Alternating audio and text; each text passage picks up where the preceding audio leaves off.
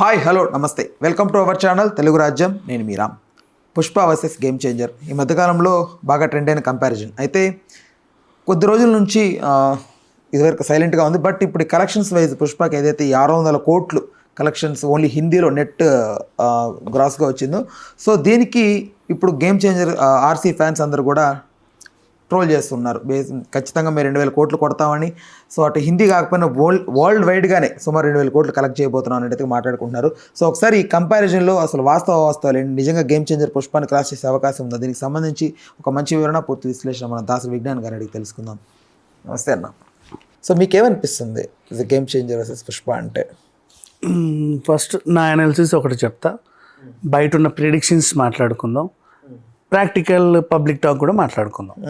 First నా analysis ప్రకారంగా చెప్పుకుంటే, కంపారిజన్ చేస్తాను. నేను దేన్ని తక్కువ చేయట్లా, దేన్ని ఎక్కువ చేయట్లా. వితౌట్ కాంపిటీషన్ పుష్ప వచ్చింది, Pushpa 2. With huge competition game changer వస్తుంది. సంక్రాంతి పాన్ ఇండియా లెవెల్లో అంటే పొంగల్ నీకే కాదు, తమిళ్లో కూడా పొంగల్ పెద్ద ఫెస్టివలే. నువ్వు అక్కడికి వెళ్ళినా పెద్ద సినిమాలు ఉంటాయి, థియేటర్స్ తక్కువ వస్తాయి. ఇక్కడ కూడా థియేటర్స్ తక్కువే వస్తాయి. ఈవెన్ అదొకటి. రెండోది, నా నిర్మాత దిల్ రాజు గారు కాబట్టి నాకు ఎక్కువ థియేటర్స్ వస్తాయి. అవును, అందరూ అంటున్నమాట అదే కదా. ఆ దిల్ రాజుకు కూడా 2 కళ్ళు, ఒకటి గేమ్ చేంజర్, ఇంకోటి సంక్రాంతికి వస్తున్నాం. ఆయన కూడా రెండింటినీ న్యాయం చేయాలి.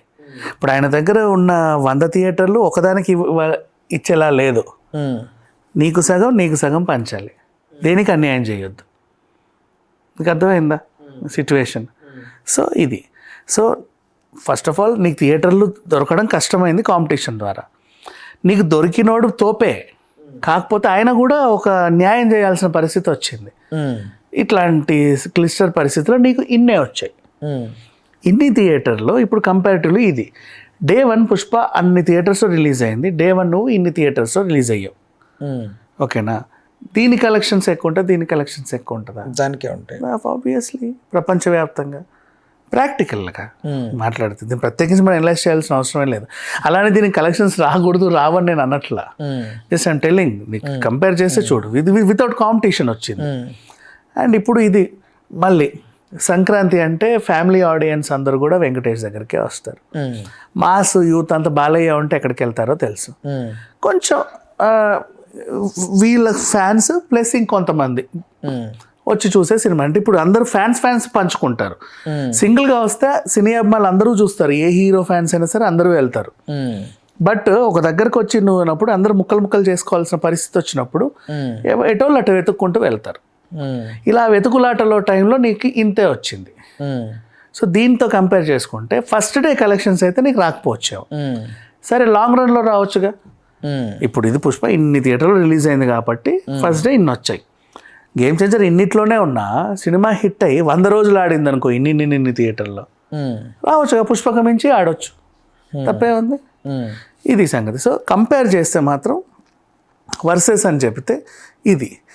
ఇప్పుడు ప్రాక్టికల్ పబ్లిక్ టాక్ ఎలా ఉందంటే, క్రేజ్ అనేది ఒకటి ఉంటుంది ప్రతి సినిమాకి, ఎప్పుడు వస్తుంది అని.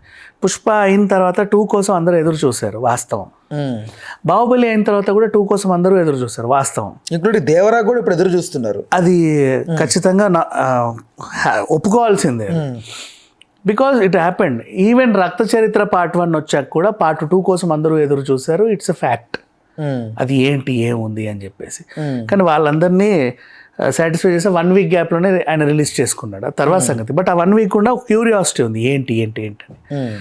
ఇప్పుడు ఇక్కడ ఎందుకు అంటే, బాహుబలిలో ఆ సాంగ్స్, వై కట్టపకిల్ బాహుబలి, ఇట్లాంటివి కొన్ని ఎలిమెంట్స్ వాళ్ళకి ఆన్సర్స్ కావాలి. సాంగ్స్ ఇప్పుడు పుష్ప 1 వచ్చినా కూడా దాక్కో మేకాతో స్టార్ట్ అయింది. ఏముందిరా ఆ సాంగ్ అనుకున్నారు. తర్వాత శ్రీవల్లి అసలు ఎక్కడికో వెళ్ళిపోయింది. ఇంకా అంటామా చెప్పాల్సిన అవసరం, సామి ఇప్పటికీ పాడుకుంటారు, ఆ పాత స్వామి పాటే. ఇంకా దీంట్లో కూడా సాంగ్స్ పరంగా కూడా ఒక పుష్ప అనగానే అందరూ అటెన్షన్ వెళ్ళిపోయింది. అప్పుడు ఏదో గ్లిమ్స్ రిలీజ్ చేశారు, షార్ట్ ఫిలిం, పులి 2 అడుగులు వెనక్కేస్తే పుష్ప, అరే ఇదేదో అవుతుంది, ఏదో ఉంది అని. మళ్ళీ ఉగ్రగంగా మా పోస్టర్ రిలీజ్ చేసి దానికి సంబంధించి ఇంకా క్రేజ్ పెరుగుతా వచ్చింది. గేమ్ చేంజర్ సంబంధించి ఇప్పటివరకు చాలా రిలీజ్లు అయ్యాయి. జరగండి దగ్గర నుంచి మొదలు పెడితే చాలా రిలీజ్ అయ్యాయి. బట్ నిన్న కూడా ఒక సాంగ్ ఇప్పుడు ఏదో ఒకటి వస్తుంది రేపు రావాలి, ఏదో దెబో బిబో ఏదో ఉంది, దాన్ని మర్చిపోయాను నేను, సంథింగ్. సో దాని మీద అంత అరే ఇప్పుడు వస్తుంది ఇదిగో ఈ టైం అట్లా లేదు. పుష్ప ఏంటంటే వెయిటింగ్, అందరూ ఎప్పుడు వస్తా అంటే కింద మీకు వెయిటింగ్ కూడా కనపడేది, దానికోసం వెయిటింగ్లోనే కొన్ని లక్షల మంది ఉండేవాళ్ళు. అది రాగానే వితిన్ సెకండ్స్ అటటట వెళ్ళిపోయింది ఎక్కడికో సాంగ్స్ అన్ని లాంగ్వేజెస్లో. సో దీనికి అది లేదు, అది రిలీజ్ అయ్యి 3-4 రోజులైనా సరే ఇంకా పుష్ప ఫస్ట్ డే వ్యూస్ అంతా కూడా రాలా. అట్లా చూసుకుంటే ప్రాక్టికల్ ఇప్పుడు మీరే ఓపెన్ చేసి చూడండి యూట్యూబ్లలో. అండ్ పుష్ప రిలీజ్ అయిన వెంటనే ఇన్స్టాలో పిచ్చ రీల్స్ ఇప్పటికీ కూడా. సో దీని గురించి ఎక్కడ రీల్స్ అనేవి లేవు. ఈ సోషల్ మీడియా క్రేజ్ లేదు, జనరల్ పబ్లిక్లోనూ క్రేజ్ లేదు. పోనీ వీళ్ళ లెవెల్లో ఇంటర్వ్యూలు ఇచ్చు దాని గురించి ఏమన్నా హైప్ తెచ్చారంటే అది కూడా జనం అందరూ యాక్చువల్లీ రామ్ చరణ్ సినిమా అంటే హోప్స్ ఉన్నప్పటికీ బట్ శంకర్ సినిమా అంటే భయపడుతున్నారేమో. అట్లా ఏం లేదు, but at the same time Dil Raj production మళ్ళీ ఇంకొక హోప్. ఎందుకంటే శంకర్ గారు భయపడాల్సిన అవసరం లేదు, he's a very good director. Sometimes అయితే ఏంటంటే కొన్నిసార్లు అతను అయితే అంటే అందితే ఆకాశం లేదా పాతాళం లాగా అయిపోతుంది. ఆ మధ్యస్థంగా ఏది ఆడలా అయితే ఎక్కడికో పోతాయి, లేదంటే ఇక అసలు అది అట్టడుగున ఉండిపోతుంది. 4 సినిమాల నుంచి అసలు ఏం లేదండి. అండ్ ఇప్పుడు ప్రిడిక్షన్స్ బయట ఈ కొంతమంది ప్రిడిక్షన్లు ఉంటారు, వీళ్ళు ఏదో వింత సెంటిమెంట్లు అన్నింటినీ పెట్టుకుంటారు. వాళ్ళు ఏం చెప్తున్నారంటే 2019 సంక్రాంతికి కూడా రామ్ చరణ్, బాలయ్య, వెంకటేష్ వచ్చాడు. వెంకటేష్ సినిమా హిట్ అయింది F2. బాలయ్య సినిమా కథానాయకుడు కూడా అఫ్ కోర్స్ అది మహానాయకుడు కథానాయకుడు దానికి క్రేజ్ కాబట్టి అది కూడా అయింది. వినయ విధేయ రామ ఏమో దారుణమైన ఫ్లాప్ అయింది. మళ్ళీ అదే కాంబినేషన్ ఇదే సంక్రాంతికి వస్తున్నామని ఈయన వస్తున్నాడు, డాకు మహారాజ్ అని ఆయన వస్తున్నాడు, మళ్ళీ పెద్ద సినిమా అని ఈయన వస్తున్నాడు. ఇదేమన్నా ఇద్దేమో అని భయపడే వాళ్ళు ఉన్నారు. అన్ని ప్రతిసారి అట్లా జరగదులే, బట్ ప్రిడిక్షన్ చేసే వాళ్ళు ఉన్నారు కదా. అండ్ నెక్స్ట్ పాన్ ఇండియా అంటే చరణ్కి కలిసి రాదు. హిందీ సినిమా అప్పుడు జంజీర్ ఏదో తీస్తే ఒకరోజు కూడా ఆడలేదు, అది తెలుగులో తుఫాన్ వేగంతో కొట్టుకుపోయింది. సో ఇప్పుడు మళ్ళీ ఇట్లా ఉంది కదా ఏంటేంటో అని వీళ్ళు అంటున్నారు. ఇవే ఈ ప్రిడిక్ట్ చేసేవాళ్ళు. మళ్ళీ ఇంకొంతమంది శంకర్ అభిమానులు కూడా ఆయనకి ఏఆర్ రెహమాన్ ఉంటేనే కలిసి వస్తుంది, ఈయన తమన్ని పెట్టుకొని ఏదో చేస్తున్నాడు, ఏమైద్దో తమన్ హ్యాండిల్ చేయగలడా ఈ కెన్ అఫ్ కోర్స్, అందరూ మ్యూజిక్ డైరెక్టర్సే. పాయింట్ ఈజ్ ఒక డైరెక్టర్ ఒక వెయిట్ అనేది ఉంటుంది. అవును, ఆ వెయిట్కి తగ్గట్టుగా మెర్జ్ అవ్వాలంటే ఈ మ్యూజిక్ డైరెక్టర్ కూడా అంత వెయిట్ ఉండాలి. Actually Thaman is the great musician, but అతను ఎప్పుడైతే ట్రోల్స్కి గురయ్యాడో అతని వాల్యూ ఎవరిని బీట్ చేసేంతలో ఇప్పుడు నాకు కనపడలేదు. ఇంకా బజ్ ఇక ఏఆర్ రెహమాన్ గారు అంటావా, ఆయన శారదా సీత ఏమో అని ఇట్లా ఇచ్చేసినా సరే అది బాగా వైరల్ అయిపోతా ఉంటుంది. లైక్ ఇప్పుడు మన అనిరుద్ధ్ ఉన్నాడు, అతనికి ఒక వెయిట్ ఉంటుంది. ఏ హీరోని తీసుకొచ్చినా కూడా ఒకవేళ అనిరుద్ధ్ వల్ల సినిమాకి వెయిట్ పెరిగింది. ఏమో నాకైతే అనిరుద్ధ్ అసలు నచ్చదు. నెక్స్ట్ ఓకే ఎంఎం కీరవాణి గారు ఉన్నారు. కీరవాణి గారు అంటే ఒక డైరెక్టర్ ఉన్నాడు అనుకో, ఆ సినిమాకి ఇతని తోడైతే ఈ సినిమా చిన్నదైనా ఇది పెద్దదవుతుంది, ఎక్కడికి వెళ్ళిపోతుంది. డిఎస్పీ ఉన్నాడు, డైరెక్టర్ ఉన్నాడు, ఓకే మెర్జ్ అయింది అనుకో, మనకు వెయిట్ కనపడుతుంది. బట్ ఎస్ఎస్ తమన్ అంటేనే పాప మా ట్రోల్స్ చేయడం వల్ల ఆయన ఇంత టెడ్డీ అనో లేకపోతే కాపీ క్యాట్ అని ఇలా మాట్లాడడం వల్ల ఒక సాటిస్ఫాక్షన్ రావట్లేదు. అతను స్క్రీన్ మీద అతను మ్యూజిక్ అనే నేమ్ పడంగానే ఆ సాటిస్ఫాక్షన్ రావట్లేదు. బట్ దీనికి ఎలా జస్టిఫికేషన్ ఇస్తాడు? సుమారు 500 కోట్ల బడ్జెట్తో వస్తున్న గేమ్ చేంజర్కి ఎలా జస్టిఫికేషన్ ఇవ్వగలుగుతాడు మ్యూజిక్ అని చాలా మంది భయపడుతున్నారు. సో ఇట్లా ఈ టైప్ ఆఫ్ సెంటిమెంట్లు పెట్టుకునే వాళ్ళందరూ దీని మీద నిరాశగా ఉన్నారు. ప్రాక్టికల్ పబ్లిక్ కూడా అంతగా పాటలు అవి ఏమి అల్లించాలి, వాళ్ళు నిరాశగా ఉన్నారు. నెక్స్ట్ ఇక్కడ నేను అంటావా, నేను కూడా నిరాశగా ఎందుకున్నాను అంటే సోలోగా రిలీజ్ అయితే ఎక్కువ వచ్చేవి కదా, నువ్వు అన్నావు కంపేర్ చేయమని, సోలోగా ఉంటే ఎక్కువ వచ్చేవి కదా, నేను కూడా నిరాశగానే ఉన్నాను. సో ఇక్కడ 360 degreesలో నిరాశే మిగిలింది తప్పితే అంటే అది రావట్లే. ఇంకొకటి ఏంటంటే ప్లస్ పాయింట్ ఏంటంటే సంక్రాంతి అనే కాన్సెప్ట్ ఎలా ఉంటుందంటే అప్పటి వరకు బిజీ ఉన్న లైఫ్ షెడ్యూల్స్ అన్నీ కూడా ఒక్కసారి ఖాళీ అయిపోతాయి. బంధుమిత్రులు అందరూ ఒక దగ్గర చేరుకొని ఊర్లో సంబరాలు చేసుకునే టైం కాబట్టి అప్పుడు ఏం చేయాలి అంటే ఫస్ట్ మార్నింగ్ లేసి వంటలు చేసుకుంటారు. మధ్యాహ్నం ఏం చేద్దామంటే ఏం కనపడదు. అప్పుడు ఏం చేస్తారు, అందరూ సినిమా థియేటర్కి వెళ్ళడం స్టార్ట్ చేస్తారు. ఇంకొకటి గేమ్ చేంజర్ రిలీజ్ డేట్ ఎప్పుడు చెప్పు? 10th తర్వాత next 13th Bhogi or something. Next వేరే ఉన్నాయి. ఇది 13th డాకు అనుకుంటా, 13th or 14th డాకు. వీళ్ళు కూడా వెంకటేష్ ఎప్పుడు 15th మేబీ కదా. ప్రతిసారి సంక్రాంతికి ఇందాక నేను ప్రిడిక్షన్స్ చూడు, ఫస్ట్ రిలీజ్ అయిన సినిమా ఏదైనా సరే కొంచెం మెతికి పడతా ఉంటుంది. రీజన్ ఏంటంటే తప్పు ఎవరిది కాదు. ఆ టైంలో ఏంటంటే వాళ్ళు ప్రీ షోస్ వేసుకున్నప్పటికీ మోస్ట్లీ అందరూ జర్నీలలో ఉంటారు.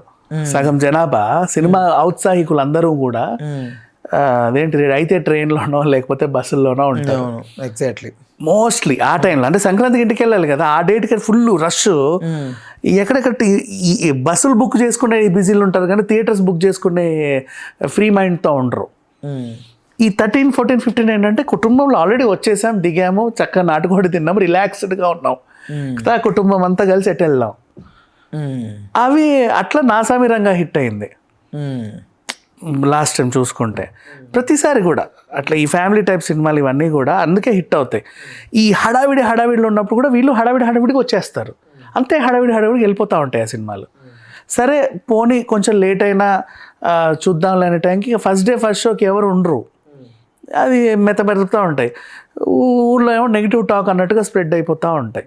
ఇది మైనస్. తొందరపడి ఎగబడి ముందే రాకూడదు ఎప్పుడైనా సరే. 13, 14, 15 are the very good dates actual సంక్రాంతికి. అప్పుడు అందరూ ఫ్రీగా ఉంటారు, మైండ్ రిలాక్స్ అవుతుంది, అమ్మయ్య మొత్తానికి వచ్చేసాను ఇంటికి అనే ఫ్రీ మైండ్ ఉంటుంది. అంతకుముందు ఇంటికి వెళ్తున్నా ఏం కొనాలి, ఎటు వెళ్ళాలి, ఎవరికేం తీసుకెళ్ళాలి, బస్సు టైంకి ఉంటుందా, ట్రైన్ ఫుల్ ఉంటుందా, అసలు సీట్ కన్ఫర్మ్ అయిందా లేదా. ఈ టైంలో సినిమా చూసి రిలాక్స్ అయ్యే మూడు ఎవరికి ఉండదు. రైట్, అది ఓకే. ఇప్పుడు అందరూ 2,000 కోట్లు కలెక్ట్ చేయబోతుంది గేమ్ చేంజర్ అంటున్నారు. మీ లెక్కల ప్రకారం ఎంతవరకు చేసి ఆగే అవకాశం? అయ్యో అవ్వచ్చు, సినిమా నిజంగా బాగుంటే 100 రోజులు ఆడితే అయ్యో హ్యాపీగా కలెక్ట్ చేసుకోవచ్చు, తప్పే ఉంది. ఏ సినిమా అయినా సరే. ఎవడో అంటే ఒకటి చూసాను నేను మేమ్స్లో 50,000 కోట్లు అన్నాడు. 50,000 కోట్లు అంటే కలెక్షన్ సార్ చూసాను నేను మేమ్లో. రావచ్చు DDLJ ఆడినట్టుగా. ఒకవేళ అదే గేమ్స్ చాలా బాగుండి 25 ఏళ్ళు కూడా ఆడితే అంత కూడా రావచ్చు, తప్పే ఉంది. 50,000 కోట్లు తెలియలేదు లేని ఇప్పటికే ఆడుతుంది ఏదో థియేటర్లో. మొన్న అయిపోయింది, మొన్న తీసేసారు దాన్ని. అవునా, 25 ఏళ్ళు ఆడింది ఆ సినిమా. మరి అంటే ఆడు క్రిటిసైజ్ చేయడానికి అన్నాడు, అడేదో కొంచెం విక్రించడానికి అన్నాడు, నిజంగా ఆడు ఫ్యాన్, అంత పెద్ద ఫ్యాను నాకు అర్థం కాలేదు, కానీ 50,000 కోట్లు పక్కా అన్నాడు. ఓకే రైట్ అన్నా, thanks for the time, thanks for information. Right, thank you so much. Please do subscribe to Telugu Rajyam channel. Please do subscribe to Telugu Rajyam channel. Please do subscribe to Telugu రాజ్యం channel. Hi అండి, నేను మీ ఆర్పీని, నెల్లూరు పెద్దారెడ్డి చేపల పులుసు ఓనర్ని. మీరు తెలుగు రాజ్యం అనే ఈ యూట్యూబ్ ఛానల్ సబ్స్క్రైబ్ చేసుకుని మంచి వీడియోలతో వస్తారు. Thank you so much. Hi people, I'm Sonakshi Verma and you please watch Telugu Rajyam and please subscribe to the channel.